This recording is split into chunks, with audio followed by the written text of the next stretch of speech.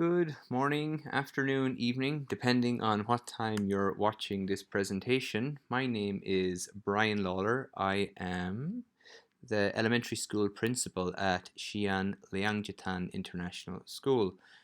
This is my 7th year at the school and I am 40 years old. I have 3 children and 1 wife, and I come from Ireland. So I'm delighted to be making this presentation for anybody who's interested in our school. So we are XLIS, formerly XHIS, which was founded back in 2004. We used to share a campus with another school, and we moved to this new facility 2 years ago. This is our 3rd year there now, so hence the name change. The first IB World School authorized in Xi'an and in the whole region, and currently a candidate for authorization with ACS WASC. The 3 IB programs are fully authorized. They them being the diploma program, the primary years program, and the middle years program. So we offer the continuum. We use the Ontario Learning Outcomes for our learning outcomes within the IB framework.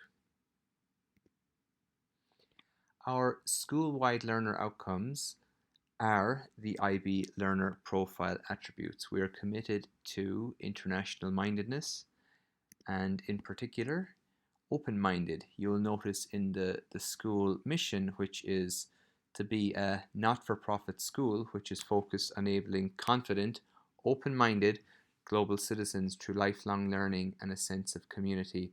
We very much value being open-minded and respecting our own culture and the cultures of others. So we offer a world-class facility, like a diverse and caring community, extensive professional development, excellent career relocation services, and a competitive salary and staff welfare. Here are some of our facilities. We have a 50-meter pool you see there, which we are using at the moment for our swimming classes. There's our library, the Black Box Theatre, and our main Blue Dragon Theatre. We have 2 gyms and a lovely running track and a grass field, cafeteria, and there is one of our Chinese classrooms. Here is a recent picture of our staff.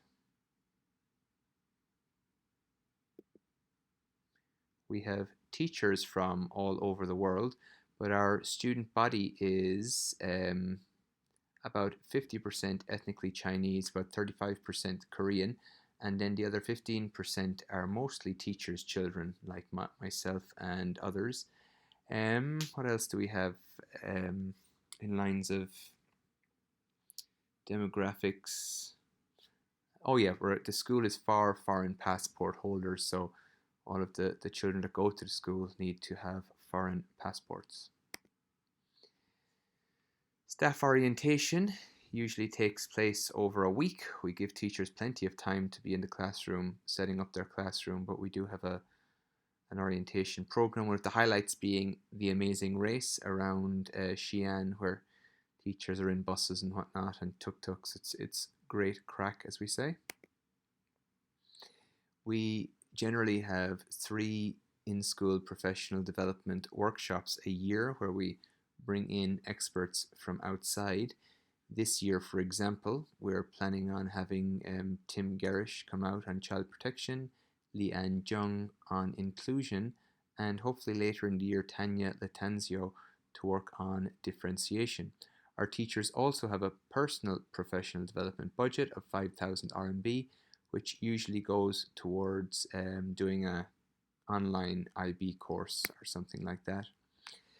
We have got fabulous relocation services. So as you'll see in a slide coming up, our staff turnover is very low, and one of the reasons for that is we're very thorough in our recruiting practices, but also we give a very good welcome. This gentleman here in the picture, Simon, the middle left, helps to relocate our teachers, and as you can see there in the picture of the apartment, little things like food and blankets and things like that, and we meet you at the airport. And Kathy, who works in our human resource department, has really taken this whole welcoming of new students to the next level. And then Simon is available then throughout the year as well to help us with our, things that we can't understand due to language. And that picture there on the right is a trip where our new teachers went out to visit the Terracotta Warriors. We have traditionally had activities for teachers like the Chinese classes.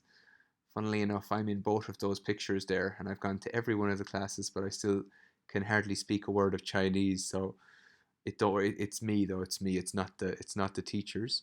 And then on the right there, we have an international choir that we sang in before, which was a lot of practice and some fun. So as I was saying, the turnover rate has been very, very low, so well lower than 20% over the last few years, and we'll see what it's like this year again. But even with COVID, there's only 3 teachers that I'm aware of that are leaving from the elementary school. I'm sure there'll be a few more later in the year, but still very, very low. So a good school with a very positive or supportive climate, and I think that the main way you can see that is through these figures. And anybody taking a job at our school, I'm very happy to connect them with teachers at the school. So you don't have to just take my word on it. You can connect with teachers at the school to see if I'm telling the truth. Then the city itself is a beautiful place. I would say it's a great place for middle-aged people like myself. I turn 40 this month. With young families, it's a quiet kind of city. It's not like Bangkok or Jakarta or Singapore with a vibrant nightlife, but it's more artistic, historic, and the likes. This is the city wall, which is a beautiful place to go and walk around. And actually, just up there, if you can see behind the West Gate, there's a lovely new Irish bar up there that I tend to go to every now and then. But lots to do in the city, and very, very low cost of living. So a good place to save money if you live a normal lifestyle.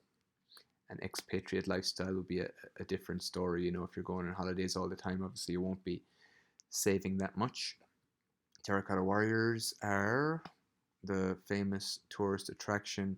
Then this big wild goose pagoda is in this area of the city called Chujiang. That is just absolutely incredible. The layout, the development, and a lot of beautiful hotels and restaurants around that area. So really, really nice city. I believe this here now. Oh yeah, I think that's the pagoda again. See there, this street is a very, very beautiful kind of themed street that leads up towards the pagoda with lots of places to eat. I heard there's a Amsterdam French fries store that I need to find on that street at some stage. And then the other picture here, this is the bell tower, which is down in the city center around the Muslim quarter. So also another beautiful area to visit, and fabulous food there. The best roja moi that I have had in town is down there in that Muslim area. Oh, that's the end of the presentation here with some of our students. So to sum up my thoughts, the strengths of the school are just it's a nice place to work, really, a very good mix of Chinese culture and Western education, definitely committed to the PYP. Some of the things that might be conceived as negatives are the healthcare in the city is still very much developing. The the air quality in winter is bad, but we have a system in the school that keeps the school very good. But you need to wear a mask if you're exercising outdoors and things like that. Large ELL population, so teachers need to be very strong in differentiation to work at the school. And there's a commute at the moment. We're taking a shuttle bus to the new campus because there's not a lot of housing in the area yet, but that is coming. So lots of positives. Very, very safe city. Very low cost of living, and just a wonderful, wonderful place to be. So, are you considering coming alongside the vision of XLIS, which is to lead education through innovation and a student-centered, community-driven approach? That's all from me. Bye bye.